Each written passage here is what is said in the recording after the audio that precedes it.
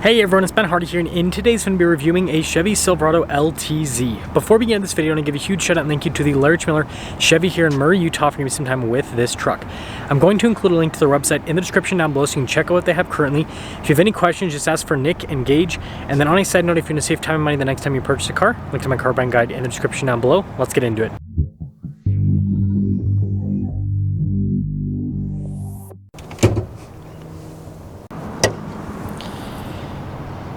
Powering this is a 5.3 liter V8 that goes through a 10-speed automatic transmission. Fuel economy is 15 around town and then 19 on the highway, with power outputs being 355 horsepower and then 383 pound-feet of torque. Now, before I move forward with this video, I do want to mention if you want to see more videos just like this, then I recommend you subscribe because I post content every single day. So starting with the hood, you guys can see metallic white for the paint, which I think looks absolutely fantastic. And then of course raised in the center. And then we've got the cool LED lights here that come with the LTZ package. You can actually get them on lower down packages as well. But anyways, lots of chrome here on the grille. This is one of the ways to tell it's the LTZ is there's a lot more chrome than the LT. And then we've got parking sensors here at the bottom, chrome on the bumper as well, fog lights, tow hooks as well. And putting it all together, it has that standard luxury truck appearance. Now coming around the side here, our tire and wheel setup is 275, 60, 20 in the front and over in the rear. And you guys can see here with the wheels, silver there, and then we do have all-terrain tires because this has the Z71 package. We also have these little splash guards. You guys can see chrome on the mirror caps and with the door handles as well, and then also the window trim. And putting it all together, there's your full side view here on this Silverado. Now taking a look at the key fob here, we have our lock and unlock function, remote start, tailgate drop down, and then the Chevy bow tie on the back. And then popping into the rear, you guys can see we've got protection from the factory on the bed. And then we also happen to have some LED bed light action. We have a full power outlet here in the back as well. But my favorite feature is this right here, which raises the tailgate. Now you guys can see we've got the upgraded taillights here, and then we've got all of our badges and everything on the back as well. Chrome on the bumper, again parking sensors, you've got the receiver hitch, we'll go over towing in a little bit. And then we of course have Chevy's famous bumper steps. And putting it all together, let me know your thoughts on the looks here with the LTZ and all the chrome that it provides. Now taking a look at the door panel here in the rear, you guys can see soft touch here, and then also down below, and all the stitching and everything. Got our wood trim here as well. And then here are the seats, you guys can see perforated all down the center portion. Leather, of course, because it's LTZ life, right? And then you've got the storage behind, and then you got more storage underneath as well, and then a flat loading floor in front. And then being a Chevy crew cab, this has tons of space inside. We also have a little storage pocket, great headroom as well. And then you guys can see you've got some cup holder action, vents down below, heated seats here for the rear passengers, some USBs, and a cup holder armrest.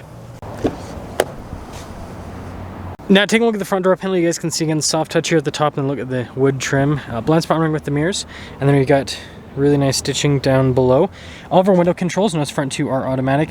All of your mirror adjustments, the mirrors do power fold in as well. You got memory seats and then speaker for the Bose sound system.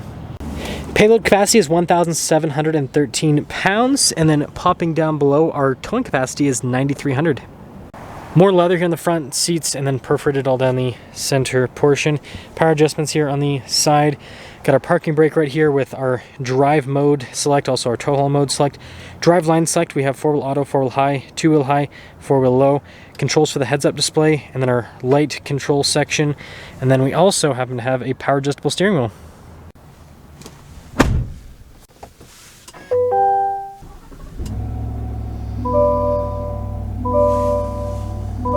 Now taking a look at the steering wheel, really nice trim all around, and I like this on the front of it as well. Radio controls as well as paddle shifters on the back of the steering wheel. We got controls for the center stack here on the front, voice command controls. We also have our cruise control, it's adaptive, and then we've got our heated steering wheel button on the steering wheel itself, and then your turn signal / windshield wiper stock. Now we have Chevy's new digital gauge cluster here in the center, and then we also have our tow haul mode, as you can see with the trailer behind it, and then you have your drive mode select with your sport mode, and then your off-road mode that you can switch between. Now in reverse, we do have a backup camera with trajectory lines that turn with the steering wheel. We also have that bird's eye view because this has a full 360 camera system. You can see out of every single angle here with the truck, which I think is really cool. You also have the bed view right there as well, and good resolution overall with the camera system. Now as for the rest of the infotainment screen, we've got a shortcut bar here on the side. You also have the main screen here. Notice we've got Android Auto and Apple CarPlay built in with that, so I think easy to use. Everything's pretty straightforward. More soft touch here on the dash, as you can see. And I love how the glove box here at the top's perforated. And then there's what it looks like at the side. And then here's the bottom glove box. And then you got this wood trim and silver trim that kind of goes into this control area right here. This contains a lot of stuff. So lane departure, parking sensors, auto stop start. That's for your tailgate drop down or raise. Hazard lights, stability control, hill descent control, and then that's to roll down all the windows at once. And then trailer brake controls just down below. And then we have dual zone climate with heated and ventilated seats. And then some USBs. And then here's the shifter for the 10-speed automatic transmission. And then you got some cup holders right next to that, and then more perforation here on the center console lid. Also, we got some wireless phone charging pad action, and yeah, decent storage space. And then last but not least, this one does have the rear view camera mirror, as you can see, and then power sliding rear window. No sunroof with this one. Now here's a quick look at the window sticker. You guys can see 2024 Silverado LTZ. Base MSRP 60,500. This one has quite a few options added to it. 67,330 is the total MSRP on it. Let's see how it drives.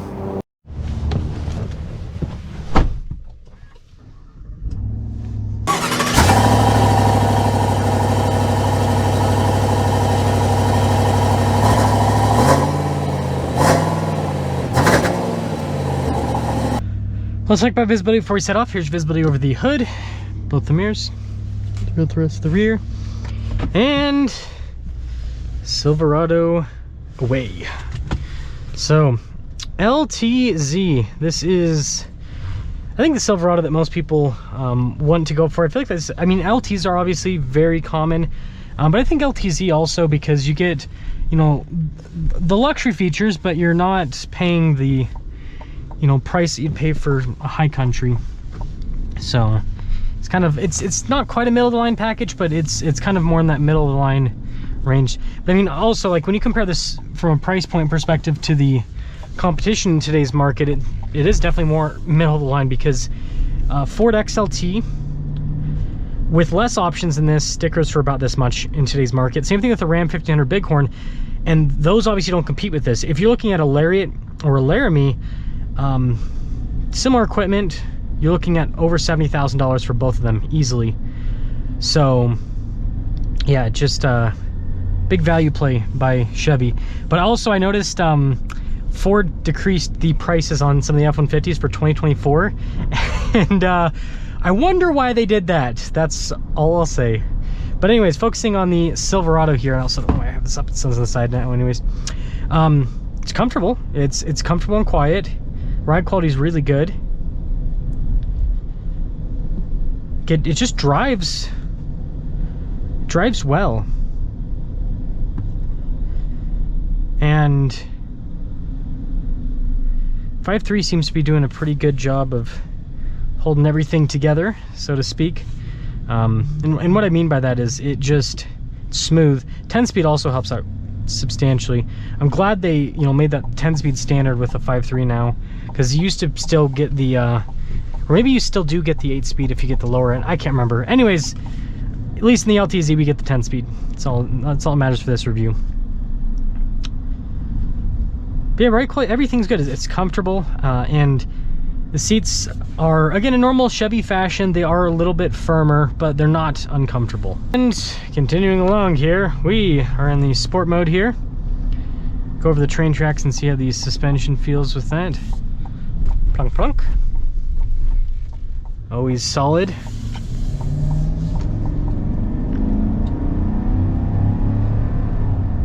Yeah, good power. Really good power. It's honestly impressive how well the Silverado moves. Again, just the 5.3. It's not the baby Duramax. It's not the 6.2. It's just the 5.3, and it still does really well. So to sum things up here with the Silverado LTZ, I think this truck drives really well. And it's got a nice interior, good options. Again, for the money, especially compared to the competition. And the engine's good. Obviously I do prefer the Duramax and the 6.2, but you know, this is still like it's a solid offering. I mean, this is just my take. What it would be cool to see though is Chevy obviously updated the Duramax recently. It's got 305 horsepower and then 495 pound-feet of torque now. It'd be cool if they did an update with the 6.2 and with the 5.3. Like, you know, I mean, yeah, they for sure could get more power out of this. This has had like this amount of power forever. I mean, if Ford's getting 400 horsepower out of the 5.0, I know different engine, but still, if they're able to get, you know, 400 horsepower with 0.3 liters of displacement less, then I think Chevy could at least, if they bumped this up to like 400 horsepower and then they bumped up the 6.2 to like, I don't know, they don't have to do like a crazy amount with the 6.2. Like this definitely needs a bigger power bump, I guess, than the 6.2 would need. Maybe like 440 for the 6.2, and then torque, get it closer to like 500 pound-feet. I don't know. Let me know your thoughts on that. But overall, great truck, really good value.